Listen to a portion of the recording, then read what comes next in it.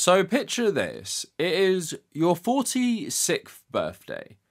It's on a Sunday, and the next day is a public holiday. That means kids won't be in school and a lot of adults will have the day off. So what a great day to have your birthday. And you also have children as well. So wouldn't it be nice to see your children? Or you could be divorced right-wing actor turned political activist Laurence Fox, who doesn't see their children on their 46th birthday, but instead films himself burning a pride flag and then posts it on Twitter. And today, we are talking about the deadbeat divorced dads of Twitter, because it seems to be a pretty common thing on the site that some of the worst people on it are divorced dads trying to cope with the fact that their children do not want to talk to them anymore, and with that knowledge, they spiral further and further into the right-wing abyss and just get further and further self-radicalized until they essentially become carbon copies of each other.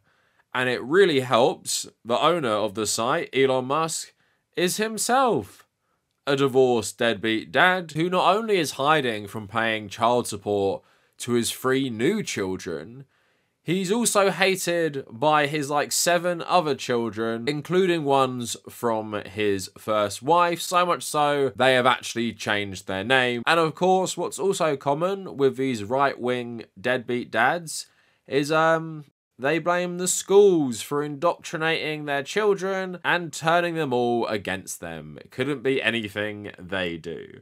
So I wanted to make this video for a while, and like I've been telling people, I don't really use Twitter anymore, so it's a bit of an old one. But I've always found it really funny how these people just become so similar to each other. And of course, there are plenty of great divorced dads out there. Divorced dads who have new partners, divorced dads who are single and are decent fathers, right? And it's really no hate at them at all. This video doesn't, of course, cover, all divorced dads, maybe not even most divorced dads, but there is something in being a divorced dad I think plays a role in the spiral of the people we're going to talk about today. And of course, this video wouldn't be complete if we didn't talk about the world's oldest breakdancer, Bitcoin bro investor, who you might have seen appear on videos made by Curtis Connor, which saw a viral TikTok of someone's daughter talking about how their rich dad left the family to pursue a career in breakdancing, only for the dad to respond to it in multiple 30-minute videos talking about how their daughter was lying, and also the right-wing divorced dad circled. And even Elon Musk was promoting this guy, saying he seemed like a good father. And I tried to see online if there was any discourse about right-wing divorced dads, and there really isn't. And I have my own thoughts, which I'm going to share. But mainly I think, especially if you're already conservative, like a lot of these people are, being some sort of father and husband is kind of what you're conditioned to be as a man. And I kind of see it as part of your value as a man, especially being a father. That is a very manly thing. But when your wife divorces you and your children reject you, and it's very, very clear from your own personality you're the problem, you really have 2 options. 1, self-reflect, maybe get therapy, maybe get better. Or 2, just blame everyone else and further slide into an ideology that absolves you of all guilt and actually blames schools for turning the children against you. It couldn't be your right-wing politics, and it couldn't be you just being a bad father and maybe a bad person. It has to be the schools. So we're going to talk about all of that today. Please follow me on social media at the Kavernacle on Instagram, and also my travel Instagram. Check me out on Threads and Blue Sky. And if you want to support my work and join the Discord server, check out my Patreon page. So if you're not British and you haven't heard of Laurence Fox, I mean, that's probably a good thing. But basically, he's just an actor who used to be married to Billie Piper, from Doctor Who and stuff, had 2 children together, and eventually they got divorced. And then, I don't remember when this was, maybe like 5 years ago, he became like famous for comments about, I think, the film 1917, how seeing Indian soldiers really took him out of it. There's probably other controversy. And then he just really played into that, becoming more and more right-wing, running for mayor of London once. And I think he tried to run recently, but he didn't pay his deposit or something. And just on Twitter, you know, tweeting real usual right-wing stuff. Now, just to get an insight into the nature of the divorce, you know, to see, is it like an amicable divorce? Is it a friendly divorce? How's the relationship with his kids? BBC News reporting back in March, Billie Piper has discussed how she deals with recent comments made by her ex-husband. They divorced in 2016, and Laurence Fox was sacked by GB News last year after an outcry over comments he made on air about a female journalist. And to get sacked by GB News is like being sacked by Fox News. Like, you really have to say some pretty insane shit to get fired. Piper told Vogue she co-parents with Fox in a situation like this with enormous difficulty. I've had to make some choices and a divorce speaks for itself. She also said, I would close everything down and keep a very strict routine with the kids so that there's consistency. I keep them close, that's all that I can do. I tried to keep people from telling me stuff, but it's really, really hard.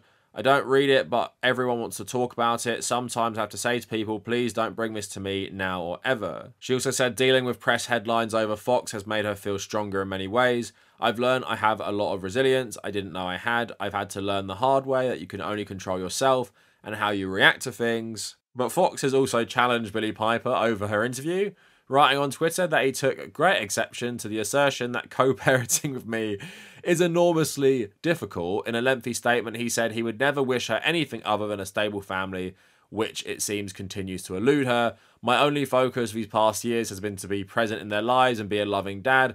I'm not perfect, but I've done my absolute best to put the kids first. He suggested that the reason co-parenting is hard is because the secretive family court system is hugely weighted towards the mother.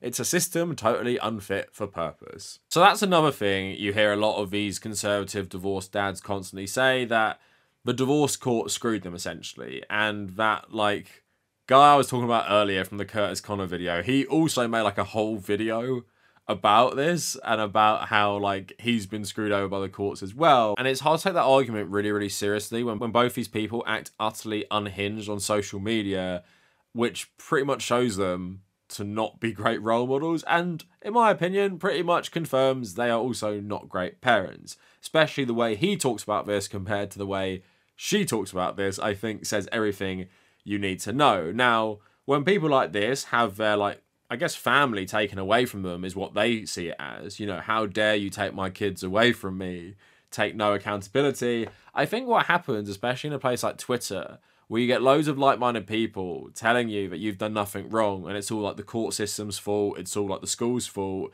you just go further and further down that rabbit hole. Not on the same subject, but I think J.K. Rowling has self-radicalized herself on Twitter as well.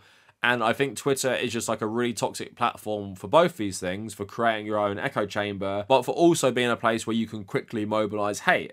So if you have this echo chamber and every so often it's penetrated by like some sort of, you know, outrage mob or something against you, you fall back into your echo chamber even more as like some sort of defensive mechanism, and it feels like they go further and further down this rabbit hole. So if you go on Laurence Fox's page, he's just retweeting loads of right-wing garbage and tweeting loads of stuff like most English people wouldn't even understand because it's like so American.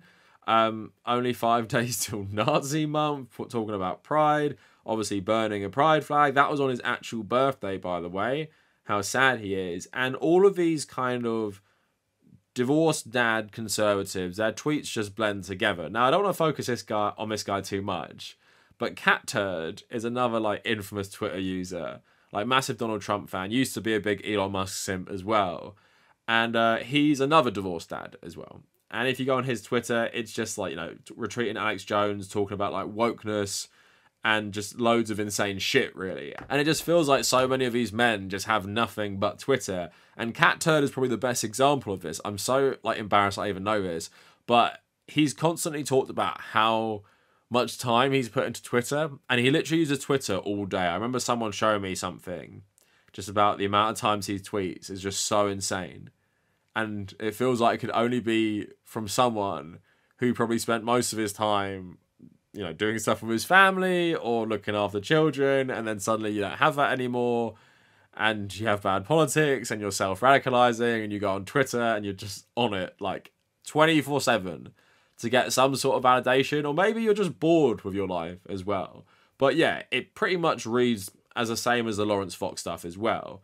But of course, on Twitter, it's ruled by the king of the midlife crisis, the king of the divorced dads, the king of deadbeat dads, and that is Elon Musk. Now, Elon Musk, in his midlife crisis, decided to buy a social media company for a massive inflated value, probably billions and billions over what it was worth, proceed to tank it in the pursuit of making it easier to feel validation from other people just like him. Now, Elon Musk has, I think, 9 or 10 children. Also, I remember making a video where, like, Grimes's lawyers actually use, like, the private jet tracker that's just recently been banned or whatever, to hunt him down, to try and get him to pay his fair share of child support. But from his, you know, actual marriage, because I think he's only been married once, Elon Musk's daughter files to change last name, and this was back in 2022. So his 18-year-old daughter,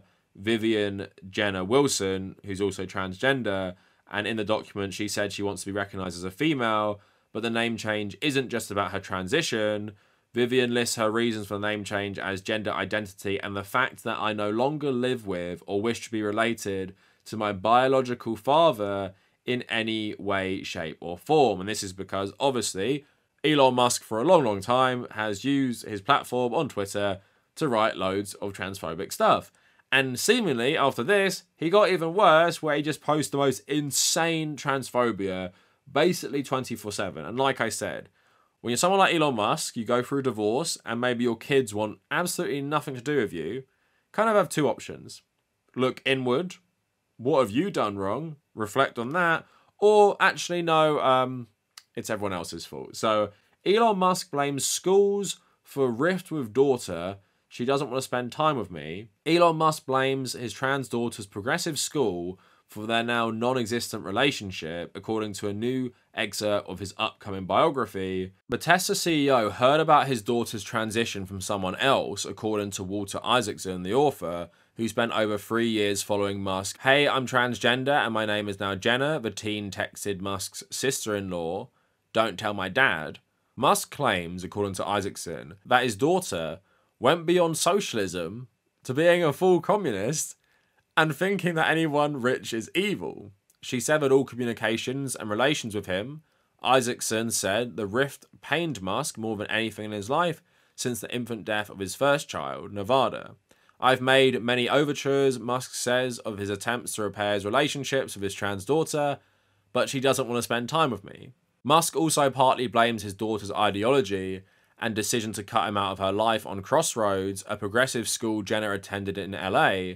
Musk believes, according to Isaacson, that Twitter had become infected by a similar mindset that suppressed right-wing and anti-establishment voices. If I wanted to get an insight into how evil rich people were, I think the child of Elon Musk would probably be a good, starting point. So I'm not surprised, if it's true she went full communist, that she did. When your father is Elon Musk, and then in response, what does he do? Like I said, get even more transphobic, get even more pathetic. And honestly, he is like the most pathetic, rich, powerful person I've ever seen. His constant need for validation from just the worst people on the internet is just so hilariously sad. And just like with that interview and the biography, no accountability. Doesn't stop posting transphobia. He doubles and triples down while letting transphobia run absolutely rampant on the platform, also boosted personally by him. But that's why conservatism is so funny to me. They always talk about personal responsibility, accountability. Musk here isn't saying, I love my children, but I believe, being transgender is wrong and stuff, so I've sacrificed my relationship. He's like, I've tried to reach out, but she's rejected me because she's full communist. Anyway, here is me completely demonizing their entire existence. I wonder why they don't like me anymore. Now, the culmination of all of this is a man called Ben Hart, who next to Elon is like the president of the Deadbeat Divorced Dads Club on Twitter. Now, like I said, Curtis Connor made a whole video about this. I might play you a bit, where it's basically someone revealed that her dad had left the family because he wanted to pursue a career in breakdancing. And in response, the dad made numerous videos responding to his daughter about how she's completely wrong. Maddie's funny trauma is pretty unique, though. My dad abandoned my family when I was 5 years old. That is a wife and 4 kids. He abandoned us and then pursued amateur breakdancing. And he got really good. He like blew up. Like he became like a D-list celebrity status, like viral breakdancer. He became like the oldest actively competing breakdancer in the world. Then he got on Good Morning America and talk shows, and Washington Post wrote about him, and he went super viral. See, take a look at this 60-year-old breakdancer. Not have paid for some of my medical bills growing up, but he did give me this breakdancing merchandise. So that's him. He's on his head. Benihana is his b-boy name. You know, I'll get texts like this. Happy birthday, question mark. And frankly, I was pretty chagrined by what I heard, to say the least. However, I do need to correct a few statements in the video. First, I can see that as a 5-year-old, Maddie would see her dad as having abandoned the family. One day I was living there, the next day I wasn't. And that will look like abandonment to a child. But married couples do get divorced about half the time in America. And I was just living a mile or so down the street in LaGrange, Illinois. Now, about not paying medical bills. That's just not correct. Maddie's mom, my ex-wife, got $2 million at the get-go. Plus, I was paying her $18,000 per month in child support and alimony. In all, I paid out about $5 million to my ex-wife. My dad posted like a 10-minute video or whatever being like, you know, my daughter's lying. We have a great relationship. I have a great relationship with all my kids. That's just objectively not true. Like, guys, we're all freaking out about this in my family group chat right now. We're being like, he's so unhinged and delusional. And the contradictions continue. We don't know if he actually believes his own narrative or if he's lying on purpose, but he's just like a weird guy. Yeah, he said he lived down the street from us. And I was just living a mile or so down the street in LaGrange, Illinois. That's not true. Or like if he did, it was only for a few months maybe, but actually for most of my childhood, he lived in Florida with his new wife. Like basically like he left us, immediately married another woman. We didn't hear from him for years. If you watch Curtis's video, I'm pretty sure you'll come away thinking that she's telling the truth and this guy is lying. But anyway, nothing quite says Father of the Year than publicly calling out your child on Twitter instead of talking to them. But that's exactly what he did. So he writes, I wake up at 6 a.m. to find that my daughter has posted a TikTok video trashing me. She's a big social media influencer, millions of followers. Here it is. And then, of course, the king of the divorced dads comes in. You are awesome. And Ben replying, thank you, Elon. I'm a huge fan of you. Tesla and Bitcoin are my 2 biggest investments. Releases another video, part 2. My Hollywood daughter continues social media storm against me. Her Bitcoiner breakdancing dad. So I agreed to pay her $250 per week while the writer's strike was still going on. And you know what? He almost had me for a second. He almost had me on his side for a second. But then out of nowhere, he kind of went into this weird rant about how men shouldn't get married. And when you think about it, it really makes no financial sense anymore for males to get married. Yes, Maddie was brainwashed against her dad by her mom for 19 years, that's true. In a divorce situation, the mother is the one who really ends up raising the kids. It's then the dad's job to provide the money. Meanwhile, the mom, the ex-wife, is with the kids almost the entire time, dumping all over the dad. Now there's this other element. The kids are also being brainwashed into leftist woke insanity by the schools, starting in kindergarten, all the way through college and grad school. Girls in school are taught to hate men, to see themselves as victims of the so-called patriarchy. And they're taught that there are many genders. And why not consider changing your gender? The schools should be teaching reading, writing, math, science, and marketable skills. There is almost nothing of value being taught in the schools. It's all political indoctrination into woke ideology. Most people don't realize how much the woke virus is poisoning the minds of their kids. Better to take them out of school than allow Soviet-level indoctrination to take place. And that is just so funny. 2 50-year-old, maybe 6-year-old divorced dads whose daughters hate them, both talking publicly on Twitter how, yeah, it's the fault of the schools. Not that I just like fucked off one day and I've never been there for my kids. Like, apparently Ben has, according to his daughter, or Elon, where I'm invalidating my child's entire identity and actually posting loads of shit on my own platform to millions and millions of people that makes their life actually more dangerous. But don't worry, it's not me, it's the woke schools telling them to hate their parents. And in response, Ben says, "Thank you, Elon. I love you. Thank you most of all for saving free speech and defending civilization." Oh my god. It's just so pathetic. It's just so pathetic. And it just says so much as well. Now, if you go on Ben's actual profile, it literally is just the most like Facebook Uncle Boomer anti-woke shit you ever seen. So this guy initially got some sort of attention for being a breakdancer, an old man breakdancer. And then suddenly now he's got some exposure to the right wing. So on his YouTube channel, it went from just posting clips of him breakdancing and old news reports to just like making fucking long ass videos about my true opinion of Donald Trump. Documentary that's nearly 2 hours. And then just like loads of fucking other videos about his like wife, who's from Laos, and talking about his daughter, which has 700 fucking K views. And then there's an old news story I watched of him talking on CNN where he's saying that it's wrong for student activists to protest for universities' investment in apartheid South Africa, which was kind of weird watching that considering everything that's going on. So it's clear this guy is probably always quite right-wing.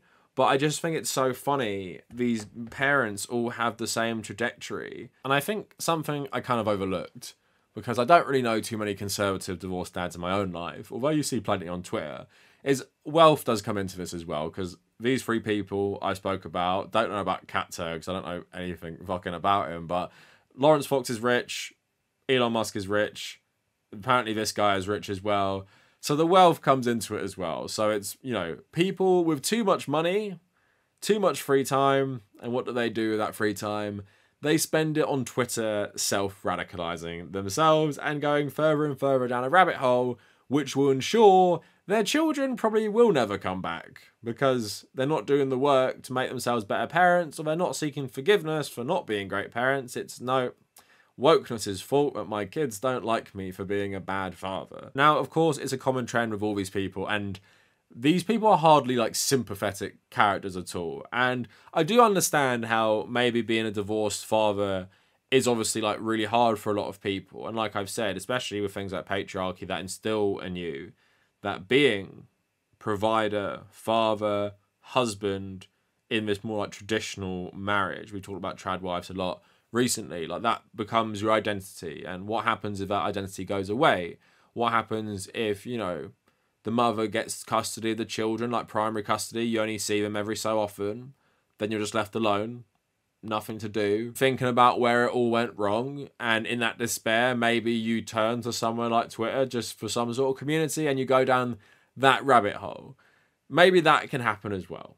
I'm not discounting that, but when you take these guys who were already right-wing, rich, and they go that way anyway, it just seems like they were always pretty terrible. And it's just the divorce and their children turning against them just sent them literally down this path. I'm just going to join in with the far right on Twitter and just post all this anti-woke shit and just be incredibly embarrassing and just be incredibly oblivious to why I caused so many problems in the first place. But yeah, not too deep this video. I thought it was just an interesting one of how it just keeps going up. But like, new rich divorced dads whose kids hate them keep popping up on Twitter with like the worst takes ever and just being embarrassing. Let me know what you guys think down in the comments. And if you made it this far, thank you for watching.